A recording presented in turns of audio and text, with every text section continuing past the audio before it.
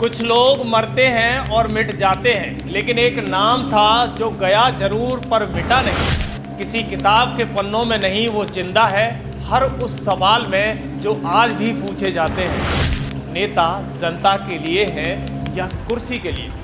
वो प्रधानमंत्री भी बने मगर पावर के पीछे नहीं भागे। सियासत के सबसे तंग गलियों में से भी उन्होंने जमीर का रास्ता नहीं छोड़ा। आज जब नेता बयान बदलते हैं और गठबंधन बदलते हैं, तब चौधरी चरण सिंह सिर्फ एक वजह से याद आते हैं, क्योंकि वो कभी बदले नहीं। नमस्कार, मेरा नाम योगेश कांत है और आप खबर एक्सपर्ट देख रहे हैं। दरअसल इतिहास में कुछ नाम सिर्फ तारीखों में दर्ज नहीं होते, वो दर्ज होते हैं, तर्ज पर भी असर छोड़ते हैं। दरअसल चौधरी चरण सिंह का जन्म 23 दिसंबर 1902 को उत्तर प्रदेश के हापुड़ जिले में हुआ था और उनका निधन 29 मई 1987 को हुआ। वे एक मध्यम वर्गीय किसान परिवार से थे। चौधरी चरण सिंह ने अपनी शिक्षा उत्तर प्रदेश के एक स्थानीय स्कूल में शुरू की थी और फिर इलाहाबाद विश्वविद्यालय से स्नातक की उपाधि भी प्राप्त की। उन्होंने कानून की पढ़ाई की थी और इसके बाद वो संसार से 29 मई 1987 को अलविदा कह गए और एक विचार बनकर अमर हो गए। नेता तो कई हुए, लेकिन वो नेता नहीं, आईना था जो देश को अपनी सूरत दिखा गया। क्योंकि इतना बड़ा नाम उन्होंने किया जिसके आज भी उदाहरण दिए जाते हैं। उनमें से एक उदाहरण ये भी है, कैसे इमरजेंसी के दौरान इंदिरा गांधी के ज़माने में विपक्ष चौधरी चरण सिंह से डरा हुआ रहता था।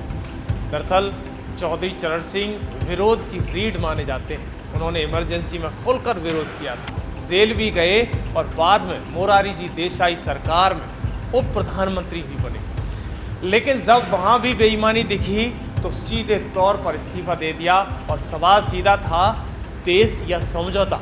तो उन्होंने देश चुना और वो प्रधानमंत्री भी बन गए और बिना कांग्रेस और बिना किसी झुकाव के। दरअसल चौधरी चरण सिंह की आज पुण्यतिथि पर हम आपको बताते हैं उनका एक ऐसा किस्सा जिसने पूरे उत्तर प्रदेश को झकझोर कर रख दिया था।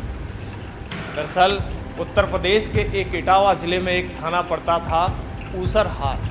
शाम का वक्त था, एक किसान थाने के भीतर जाता है। उसकी मुरझाई हुई आंखों में बेचैनी साफ नजर आ रही थी।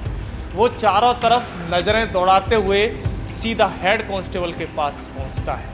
हेड कांस्टेबल आराम से कुर्सी पर झुका हुआ था। जब उसने किसान को देखा तो थोड़ा अनदेखा करने जैसा मूड बना लिया।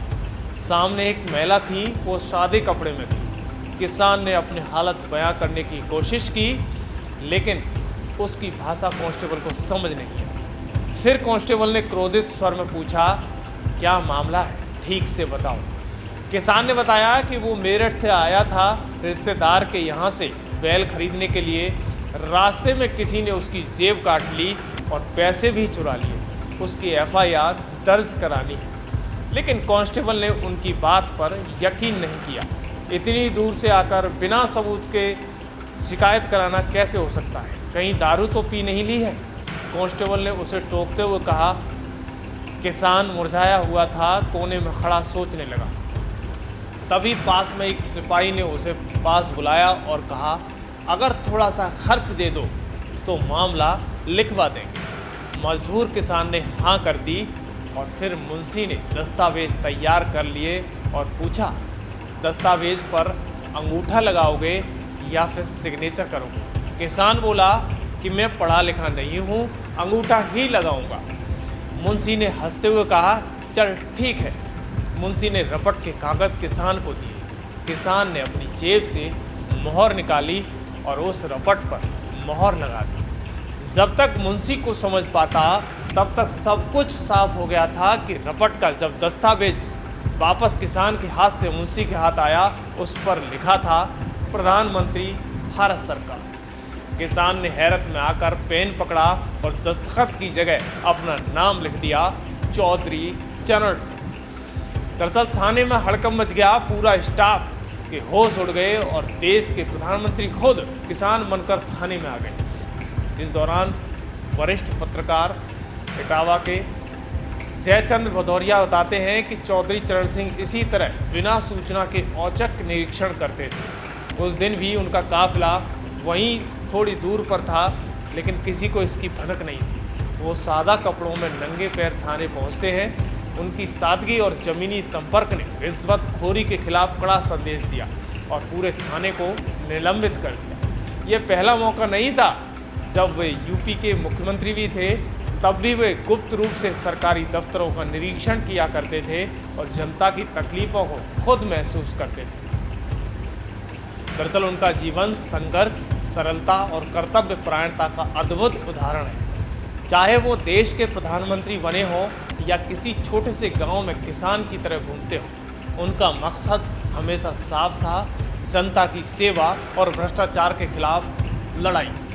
चौधरी चरण सिंह ने साबित कर दिया कि सच्ची ताकत पावर पद से नहीं बल्कि एक सिद्धांतों और जनसेवा के जुनून से आती है। उनका नाम आज भी किसानों और गरीबों के दिलों में सम्मान और प्रेरणा के साथ लिया जाता है। ये हकीकत उस देश के प्रधानमंत्री की है जिसने किसान से लेकर देश के प्रधानमंत्री तक का सफ़र तय किया।